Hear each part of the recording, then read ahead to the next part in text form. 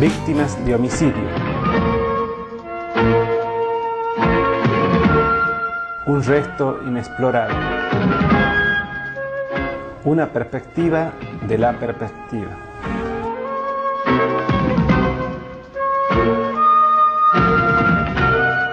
El homicidio es el delito princeps del derecho. Es el delito que funda el derecho penal.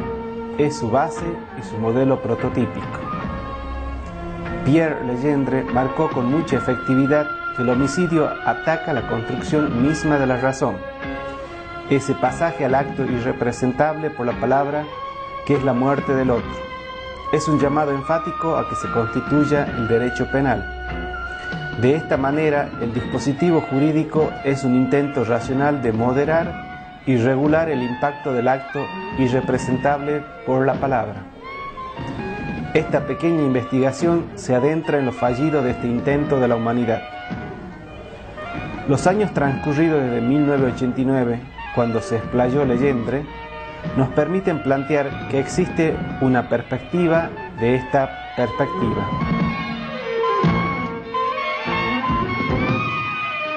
¿Qué pasa cuando ocurrido un homicidio imperan los principios de la justicia penal, pero sigue habiendo malestar? Lo cual es mucho más frecuente de lo que en realidad dimensionamos. Intentemos ver en torno a este malestar. Si existiera malestar en torno a un homicidio más allá de la eficacia o ineficacia de la justicia, parafraseando a Legendre, podríamos pensar que el homicidio es un llamado a una regulación irracional de lo social y adentrarnos, como alguna vez lo hizo el premio Nobel Prigogine, que en el caos, léase también en lo irracional, existe un principio organizador.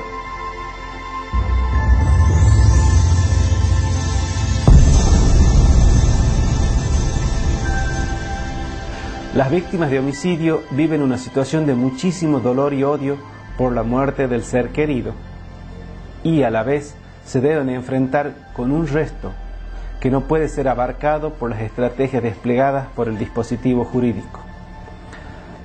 A este fenómeno, al estar ubicado entre la intersección del sujeto con la ley, propongo abordarlo desde la psicología jurídica.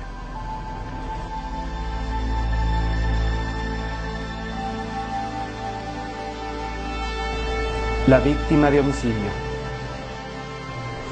Hace un rato largo que vengo pensando que la víctima de homicidio es la víctima princeps de la victimología. Es la víctima que tiene un poder inexplorado en el universo simbólico que se da en torno al derecho y al sujeto atravesado por la ley. Es la víctima que no tiene el rostro melancólico. Creo que su rostro es de furia y de cambio. La víctima de homicidio está inscribiendo la subjetividad en la vida social. Esa subjetividad que ha sido recortada por la objetividad del derecho. Fue precisamente el jurista Pierre Legendre quien dijo que el discurso jurídico es un texto sin sujeto.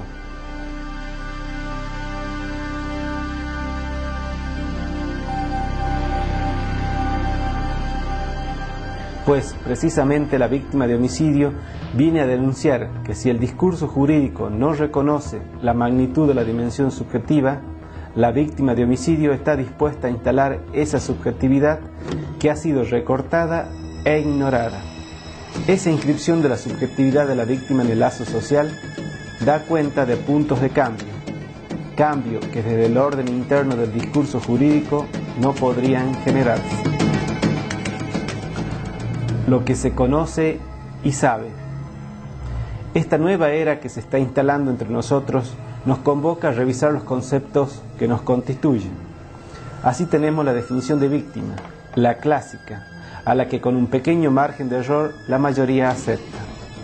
Son víctimas las personas que individual o colectivamente hayan sufrido daños, lesiones físicas o mentales, sufrimiento emocional, pérdida financiera o menoscabo sustancial de sus derechos fundamentales como consecuencias de acciones u omisiones que violen la legislación penal vigente. Dr. Carlos Parma, Universidad de Cuyo, 2001. De esta definición consensuada de víctima que impera en el discurso jurídico se desprenden dos modalidades de víctima. la víctima del proceso jurídico. Para que exista la comisión de un delito, tiene que existir un bien dañado. En el caso del delito de homicidio, tiene que existir una o unas personas muertas inscriptas en el expediente judicial, que son las víctimas del homicidio. Los familiares del muerto, víctimas del cuerpo social, constituyen una categoría de víctima muy importante en el delito de homicidio. Son los que llevan y cargan por el dolor, el desgarrón que genera el delito. Los familiares del muerto entran en la categoría de víctima, no tanto en el cuerpo expreso del discurso jurídico, que sería el expediente judicial, sino en el cuerpo social, en el engranaje simbólico que nos permite funcionar como sociedad. Por eso los familiares del muerto, en tanto víctimas, merecen no solo que les reconozcan el dolor por la apreciada pérdida, sino que también tienen acceso a ser querellantes en la causa judicial, a las indemnizaciones, al cobro de los seguros de vida, a la licencia laboral, a los servicios oficiales de ayuda a la víctima, etcétera, etcétera. Pero esta posmodernidad nos trae una tercera acepción de víctima de homicidio. Nos llegan tres acepciones de víctima que nos pueden colaborar muchísimo en la comprensión de los cambios de los actuales tiempos. El diccionario etimológico nos aclara que no es muy claro el origen de esta palabra, pero nos sugiere que puede corresponder a una conjunción o mezcla de estas acepciones. En primer lugar, porque el victus, el alimento, ha de ser santificado mediante un ritual, lo que nos lleva a la noción sacrificial en la cuestión de la víctima. Víctima, el alimento del sacrificio. Esta fuerza semántica nos proviene de las épocas tribales y animistas de la humanidad. Las víctimas sacrificiales de las tribus o de los órdenes sociales, religiosos, grupales, están destinadas a cargar con el lugar de la culpa que el orden social no acepta responsabilizarse. Esta víctima no solo no responsabiliza al cuerpo social por la muerte ocasionada, sino que lo purifica. Son las muertes sacrificios que se ofrecen a un orden superior, una deidad o un gran amo, para que continúe protegiendo al grupo social.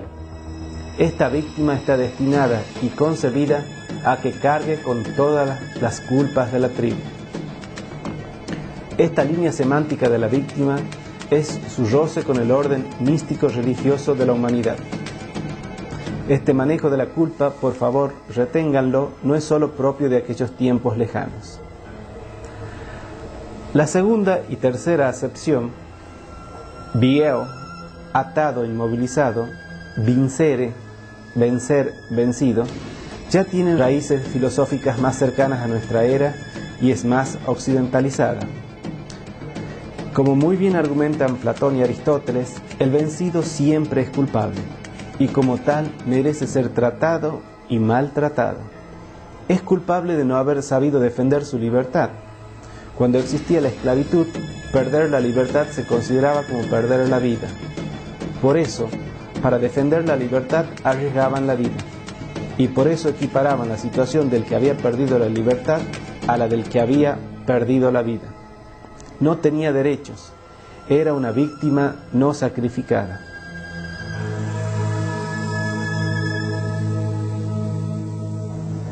De allí se desprende este campo de significaciones a que puede dar lugar la cadena asociativa: vencido, inmovilizado, atado.